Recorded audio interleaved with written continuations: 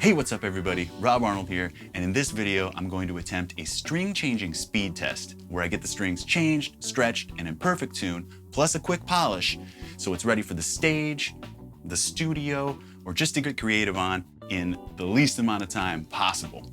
I'll be working on my custom ESP RA3, which is my favorite guitar, by the way, and also, for those who didn't know, the guitar that my RA600 Signature Series was based off of. Now, this guitar has a Floyd Rose bridge, which I would think would take maybe twice as long as it would take to change strings on a regular guitar with a fixed bridge. So depending on how many people dig this video and this sort of concept, perhaps I'll follow up with another video where I do a string changing speed test on a fixed bridge. If you like the sound of that, please give this video a thumbs up right now, because it really does help. I also want to say anything could happen here, my kids could bust through the door, a string could pop, I could need to replace a saddle, anything, an earthquake, even though that probably won't happen in Cleveland, Ohio. But at any rate, whatever happens, I'm gonna muscle through and try to hammer this thing out in record time. Maybe there'll even be some commentary too, who knows?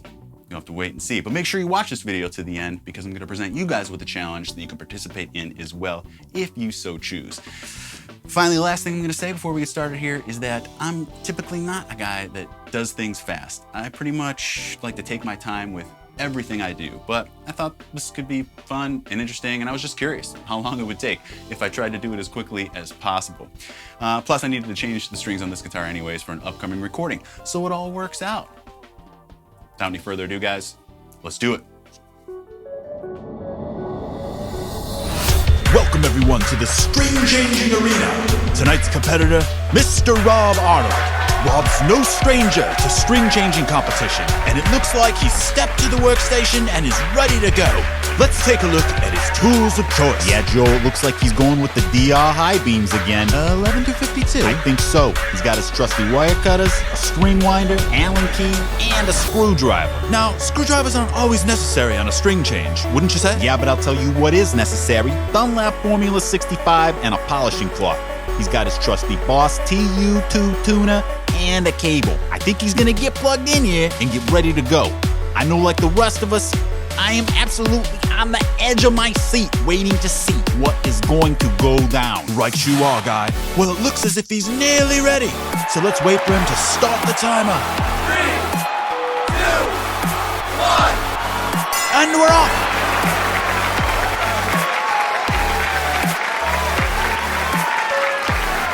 Wow, it looks like he is off to a good start. A way better start than I'd get off to. And I tell you what, Joe, it looks like he is downright crushing the 6th string there, which in this case is string number 1 in the process. Agreed, guy. He's been conditioning for months now, perfecting every last detail of his routine to make sure he heads home with the highly coveted String Changing Arena title trophy. Indeed. I had the pleasure of speaking with Rob earlier today during warm-ups, and he told me that everything from diet to physical fitness and even emotional well-being play a vital role in how well you can swap strings. And from the looks of it, that hard work is paying off. From everything I'm seeing so far, I'd say Rob is making decent time, but I am sensing a lack of urgency. I hope he brings out that killer instinct we saw on display at the 2014 quarterfinals, where he stripped the title from former champion and Metallica guitar tech, John Marshall. Yeah. So he's getting into the 4th string now, 3rd in the process, and the clock shows just over 5 minutes. After he knocks this string out, he'll be about halfway home. Where will the timer eventually end up? You do the math.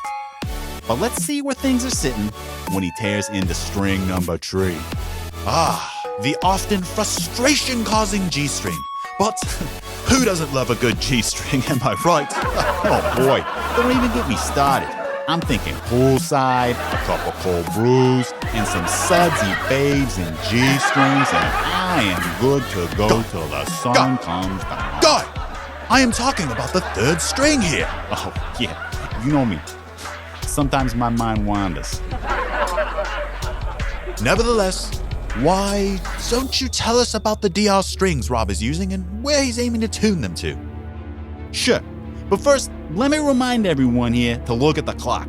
We're approaching the 10-minute mark, and he's beginning to work on the final string. Is he gonna make it? Only time will tell, guy.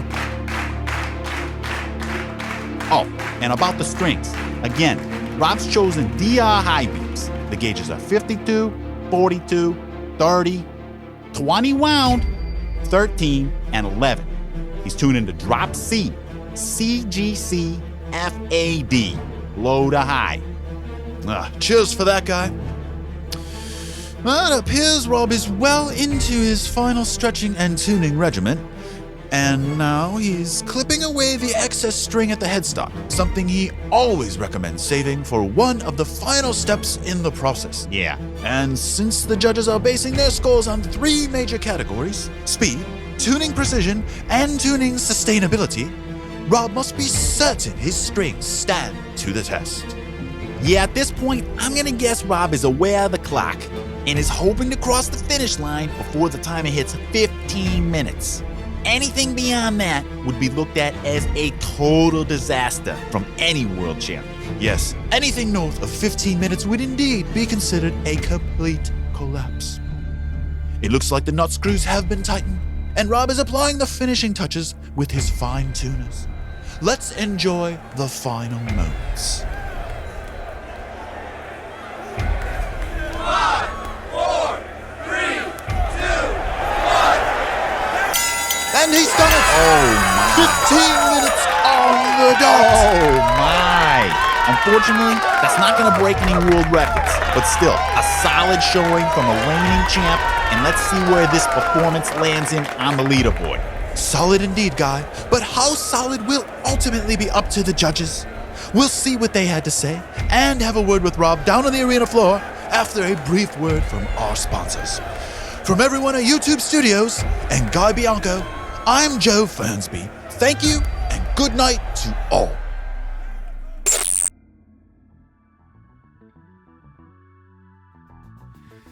Okay, so I got that done in 15 minutes, and I feel like I could have done it a lot faster. There were definitely times throughout the process where I had to remind myself that I was supposed to be in a hurry. So, gun to my head, I think I could do it again in 10 minutes or less. I remember during Kamira's Age of Hell recording sessions, I was changing my strings after every single song I tracked. So I had fresh strings for every song, and I feel like I had a good system down, and I was doing that in 15 or 20 minutes, while just totally taking my time. So yeah, here, 15 minutes to do this was a little disappointing. But here's my challenge to you.